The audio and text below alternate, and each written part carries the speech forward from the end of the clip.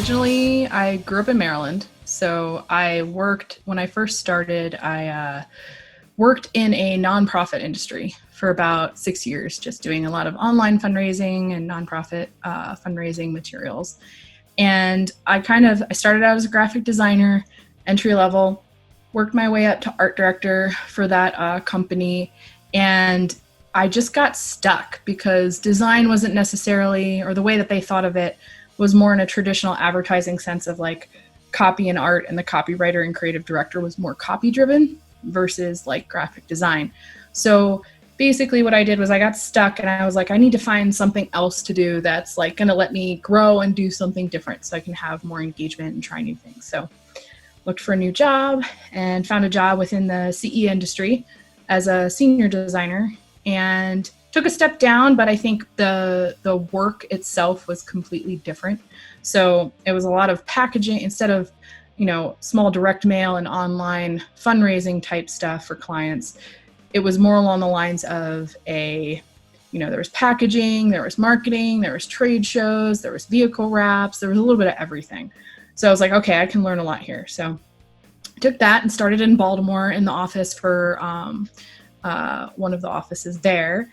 And then I transferred from there to California when they decided to move the marketing function out to Vista, California, to learn under my mentor and now friend who used to work at Nike and Frog Design and whatnot. So I was like, I'm going to learn a lot here. So I'm going to just go and absorb. So did that, made that move, and became the director of brand design. And we started to build a small team where we could handle both photo and graphic design, eventually added video and motion graphics, and eventually a web function as well.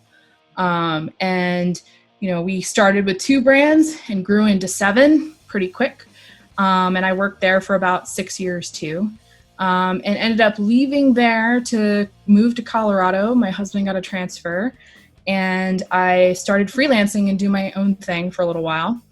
And then ended up getting a full-time job more in the consumer experience industry and working in that as an art director. And that's where I am right now, still freelancing on the side and going to school and whatnot, and using kind of this in-between moment to figure out like, what do I really want to do and whatnot. So that's like a short little snippet of like the travel back and forth.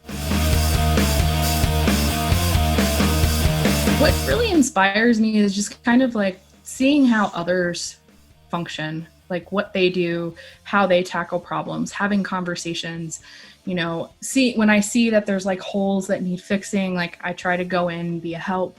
I really like mentoring and helping young designers try and figure their way through problems when they don't think that they can.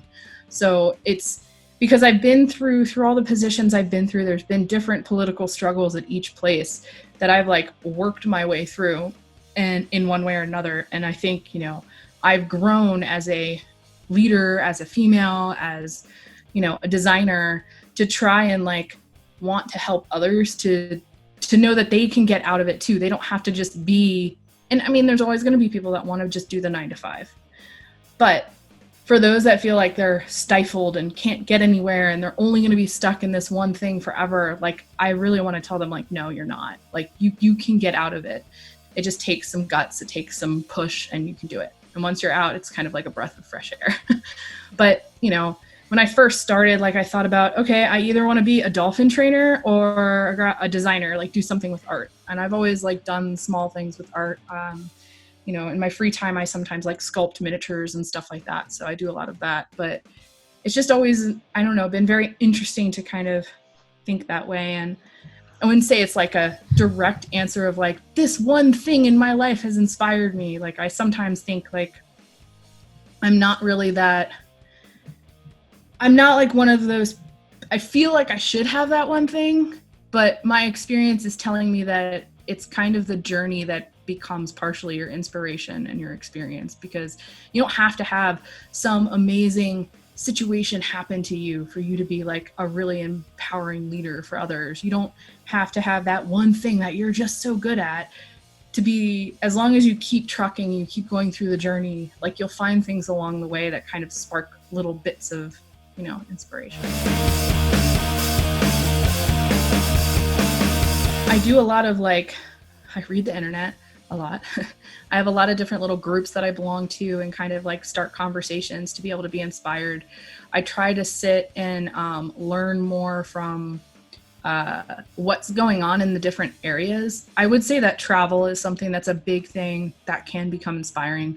In my last role, there was a lot of travel. I went to Spain and Japan, and you see different things culturally that they do that's different, but it kind of sparks other ideas of what you may want to do in this work that you do, in terms of just the way that they communicate with people, the way that ideas come about. And it's very interesting to kind of add that to your repertoire to feel kind of empowered and engaged in what you're doing. So, I tend to be I'm trying to think of the word, I like to aggregate a lot of things into one and then try and help spread that inspiration to others, or into some of the work that I do or projects that I do. A lot of the projects I do right now, they're not all of them, at least in my day job, aren't necessarily exciting.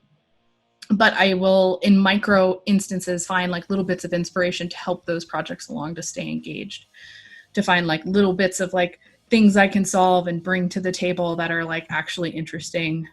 But it may not be this amazing advertising campaign, but there's this little bit that I solved that helped push it forward. I think every industry has its problems and different, I've been in, so far, this is the third industry I've been in, customer experience or customer service type of experience, where you're selling digital solutions. There's no actual physical thing that you're selling. And then I was in more of the CE products, and there's physical audio products that we're making and then selling. And then it was nonprofit solutions, but there's still some physicality to that. But in each of those roles, there was definitely a hierarchy. There was politics. And there was also not an understanding of design and how it's important, not an understanding of, if I'm at a certain level, an openness to listen to ideas. So I think what I would say is the reason I left the first position was because of not being able to grow, and that I had been told several times, well, don't think that you're going to be able to get here because you've only been here 6 years. You need more tenure. So I had those types of things, some jobs where it was more important to have years behind your belt versus talent and drive. And then some jobs where it's years didn't matter. You had to have talent and drive, or, you had to be in the right position at the right time and know the right people. So I think that, and some of that was I had a female boss at my first job, and she played the politics game very well. So, and I totally understand why and where she was in her role. But I think part of it is, in that job, it was more along the lines that design was considered a pencil. It was considered, we decide what we want to do, and we're just going to tell you how to do it, so do it. There was no collaborative, let's solve it together. And that's what I wanted to build where we were, because I found that a lot of the designers get stale because they're just doing, and they don't have a moment to just kind of refresh their brain to kind of think creatively outside of the physical act of doing. So when I went to the new role and my mentor was there, he really built a department to make design equal part of marketing, business, sales, all equal level. And that really was where the department took off and started growing and started learning. But then there was a political shift when more brands came in and there was an acquisition, and it was more along he ended up leaving, and I was I'm going to stick around and try and tough this out. Right? So I was I can do this. I've got this team. I'm basically running it, and I'm doing all these things. So I'm going to keep pushing. And I put a proposal together. I had conversations with different leaders about it. I walked them through it. And at the time, the person who ended up becoming my boss was somebody who got promoted 5 levels from a brand position. So he skipped all the levels into a senior leadership position without ever managing anybody, without ever actually understanding the departments that ended up being under him. So he never actually had any leadership or management ability, and he became the leader of 4 different functions of the company. So I was battling that, and it was definitely an uphill struggle. And I was able to build a team and build it into a sense of going from 5 people to 13, because we turned from a USA company to a global company. And a lot of the struggles I had in those last 2 years that I was there was me battling with this person who was my boss. And it was constantly a toxic conversation, a doubting everything I did, even though I was experienced, and I had 14 years under my belt in design, different various positions and roles. That was never trusted. There was no respect there. And I was always one to try and talk the conversation out, dealing with the confrontation, to have those conversations and figure out, okay, well, I'm not sure what's not clear. Let's talk about it. Let's figure out what you don't understand. And some of it just had to do with he wanted control of the situation to be able to make the decisions and do them, and it be his decision. But he wasn't willing to kind of look at the functions and say, okay, this person knows how to do these things, so I'm going to trust that person to get those things done. So there's a lot of those types of conversations. And I went through a lot of struggles, in a situation where I wasn't given job descriptions, but told to do certain jobs that weren't in my job description, and then punished for not doing my job. And what I mean by that is they wanted me to perform a project management function as well as be a creative director for the team. And I told them, no, this isn't something that you should do. You need to have this separate to help the whole team function, because the way that I can't do that and this, because there's too many things happening at the same time. So there was a little bit of education that needed to happen, but nobody was listening. So what ended up happening was I got put on a performance plan, which is the thing that happens before you get supposedly fired. And I refused to sign it because it was a performance plan put on me based on a role that I didn't have a job description for, and wasn't actually any of the things that was in my original job description before I got promoted to be in this role when my boss left. So it's a big, convoluted, huge thing. But the things that I really learned from it was, you're gonna run into those types of people no matter where you are. At that company, it was very male heavy focused. There weren't really many female leadership positions. There ended up being one right before I left where she was a SVP for IT. And she was the only female really in there. One other that was in the global group got pushed out, and she was in Europe's division. And they really didn't, it was like a boys club. And it was one of those things where trying to get in it because you're focused on the work, that didn't really matter. And what I learned is sometimes it's about, trying to have as many conversations as you can up front to understand what is their real goal and focus as much as you can. And then try and weave that into your conversations of when you're talking about stuff. Also learn to basically document everything. So no matter what you're doing in a conversation or meeting you're having, you're always documenting.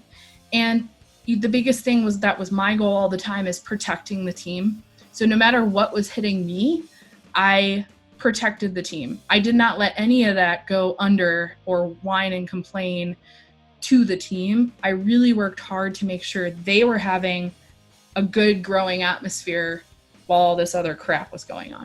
Now, that was also very difficult. But, it's also good to know that sometimes you have to go through that toxic type situation to really say, this isn't right, I shouldn't do this. So then outside of it that it's never going to happen again. That it's not personal, to try, a way to get educated that even if people are taking personal attacks, you have to try and keep yourself out the situation and not make it personal. That is extremely difficult to learn. But I also learned that I also think the encouragement of learning how to speak up in difficult situations, the more I could have learned that early on, the more I probably could have spoken up more in the different positions I had. And it's really hard though, because I think a lot of design schools and stuff that you go to, and I don't know about now, because obviously, you know, I'm going back to school, but more in an online capacity and not like a studio type atmosphere undergrad, but they don't really teach business. They don't really teach politics. They don't really teach like, hey, what are you going to do when you have to interact with somebody who's an asshole? And you have to stay calm in order to get to the solution. You can't take it on yourself to be taking a personal situation to be like, how dare you not like my design? Like, I think knowing more about that and really like the focus on the work, and I think like kind of encouraging that type of atmosphere early on can always help. But I think it's also hard because you sometimes need experience to really like say, oh, now I get it. I think like, you know, trust your gut. And I know people probably say that all the time, but know how far you want to take stuff. And do test runs with yourself. If you really want to push yourself to be in a certain type of role, like create scenarios for yourself where you can practice. Join like local organizations to help in the community, to help put your focus of doing that there first before you try and do it in the company until when you're ready for doing it in the company. I think, you know, the other advice too is like, if you are definitely record everything.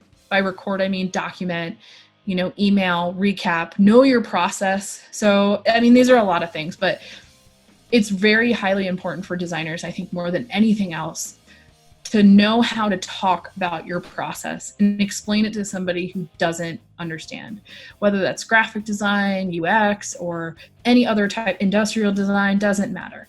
Because I think gone are the days where design isn't